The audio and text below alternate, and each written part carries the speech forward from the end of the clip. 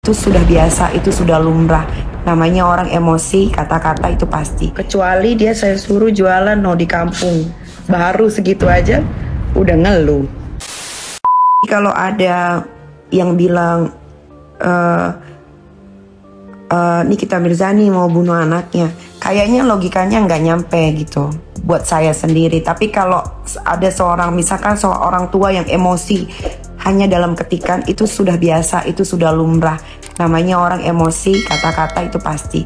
Tapi kalau sampai kayak beneran melakukan penyiksaan atau segala macam gitu, itu anak bukan nggak punya mulut.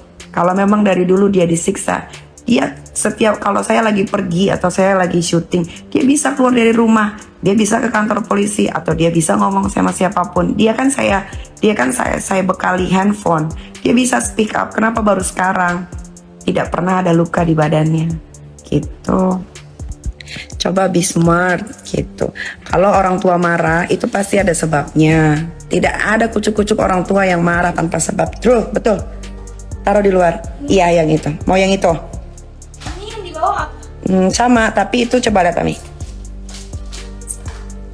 Yang ini spinach. Oh, ini apa? Ini potato. Oh, sama tapi beda rasa kayaknya. Kayaknya yang bawah ini, coba kamu buka pakai gunting ini. Itu tuh guntingnya di situ yang kecil, hati-hati. Di dalam yang dekat kotak sisir. Be careful. Itu yang ada sisirnya, Nak. Yang di belakang, ya. Ya, itu ambil, ada gunting kecil.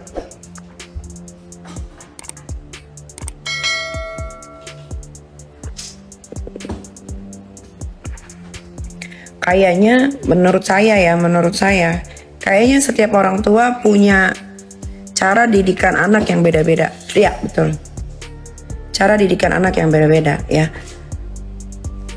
Saya cuma bisa bilang bersyukurlah kalian anak-anak yang dilahirkan dari seorang ibu yang mau berusaha untuk membahagiakan kalian dan memberikan kalian kehidupan yang layak, ya. Bersyukur karena banyak sekali di luar sana anak-anak yang lahir dari rahim yang mohon maaf ya tidak beruntung gitu, kayak pemulung, ya, keluarga yang sederhana, ada tergolong yang tidak mampu gitu kan.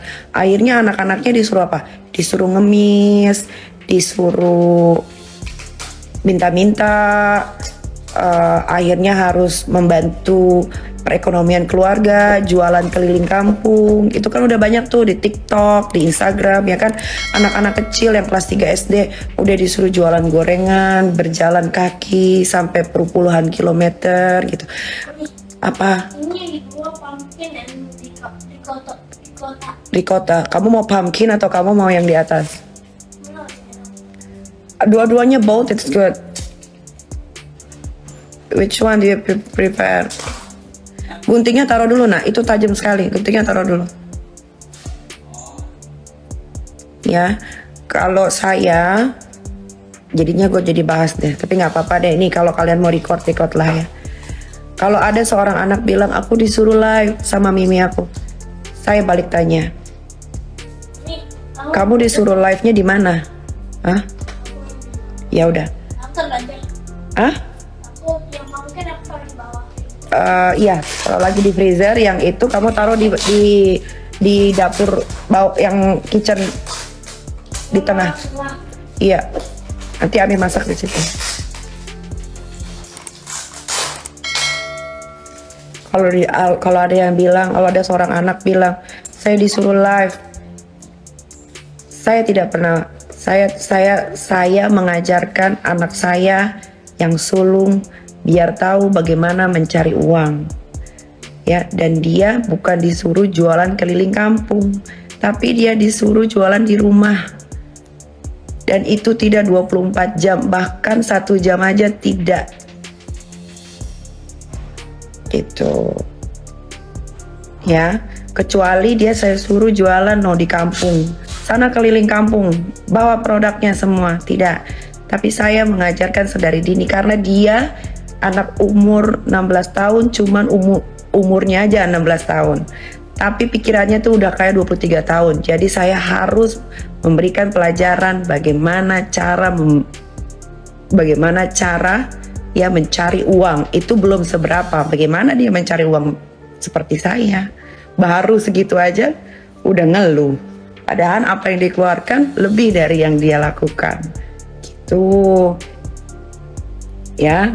Jadi kalian harus rubah mindsetnya gitu. Kecuali itu anak saya injek-injek, saya jedotin, saya tusuk, saya tonjok. Kalau orang tua cuman menggampar, itu hal wajar. Saya waktu kecil bukan cuma digampar, diinjek sama bapak saya.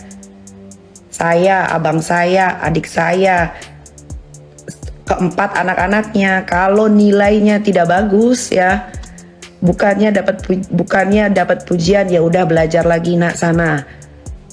Yang rajin enggak, kasih raport. Dulu masih zaman raport. Bukan lagi digampar, diinjek. Kadang-kadang saya digebuk pakai kepala gesper. Itu real.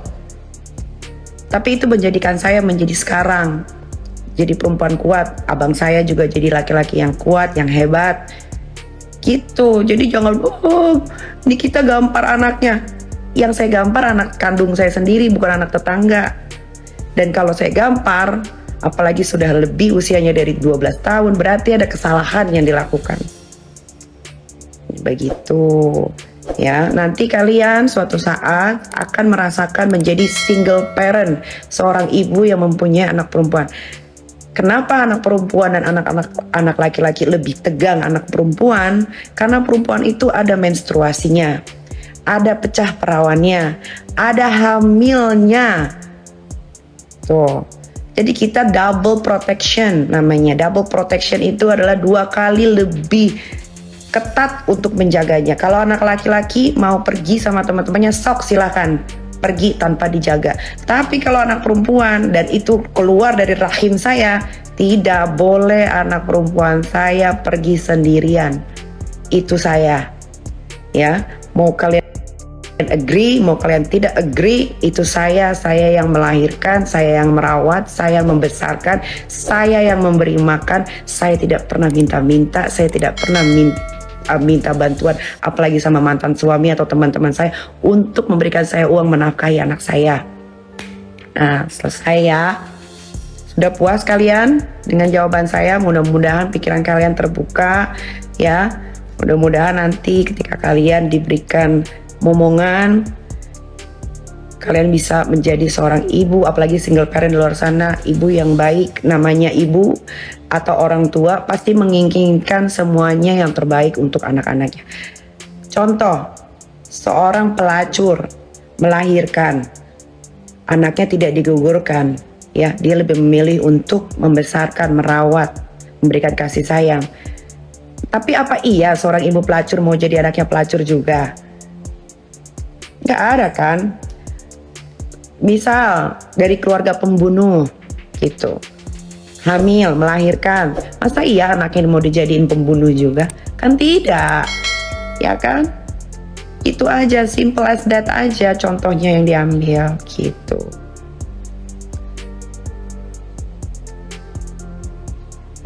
Tuh, keras terlalu overprotective tidak bagus. Kamu jangan so tahu overprotective keras bagaimana. Memang itu anak saya tonjokin, keras overprotective. Kalau saya overprotective itu anak saya, bukan anak kamu.